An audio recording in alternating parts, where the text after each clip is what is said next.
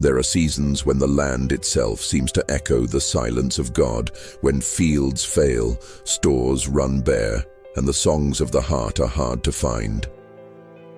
Habakkuk stands in such a time, a prophet who has argued, grieved, and begged for answers. This is not the neat faith of ease, but the fierce worship of one who chooses joy in the teeth of lack.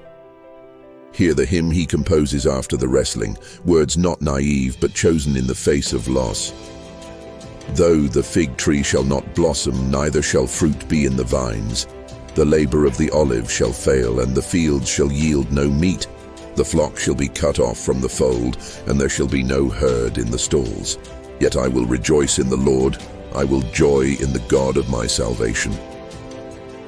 Habakkuk 3:17-18, KJV. Listen to the catalogue of lack.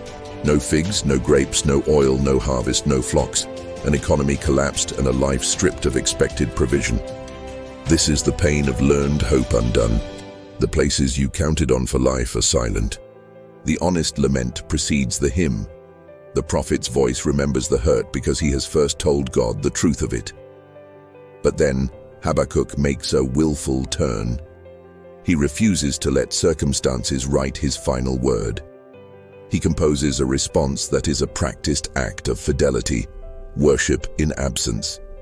He chooses to rejoice not because the fig tree blossoms, but because the God who is faithful remains.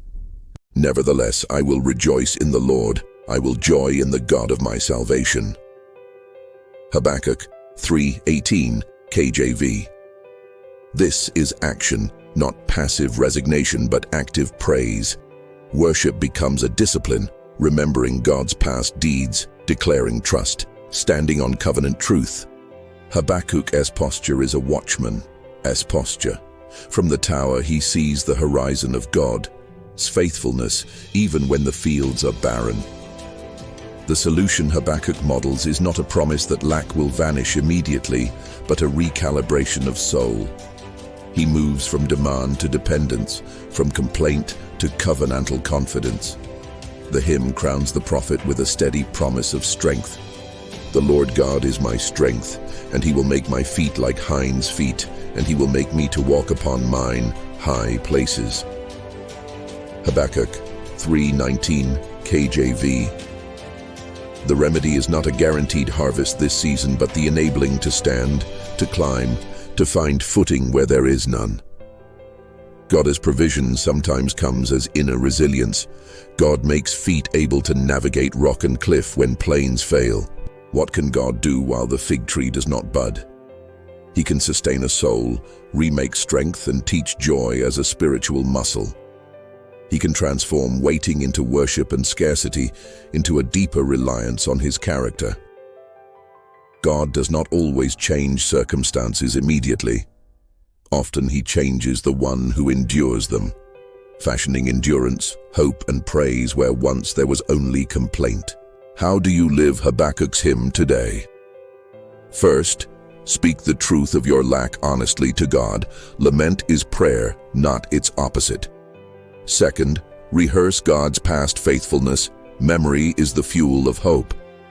Third, choose worship as discipline. Sing, pray, thank, even on hard mornings. Fourth, seek the strength God promises. Prayer for perseverance, community support, and small steps that train your feet for rough ground. The prophet's song is an invitation to worship not for what is seen, but for who God is, to find joy instrumented by trust rather than circumstance. When you cannot plant figs or gather grapes, you can still plant praise. When the outer harvest fails, let the inner harvest of joy grow instead. Remember the last line that steadies the heart. The Lord God is my strength, and he will make my feet like hinds' feet, and he will make me to walk upon mine high places. To the chief singer on my stringed instruments, Habakkuk 3:19, KJV. Even in famine, sing. Even in silence, worship. Let your joy be shaped by God, not by the fig tree. Stand on the tower and rejoice, even when you cannot yet see the green. Worship in lack. Rejoice by choice. Trust the God who makes feet that climb.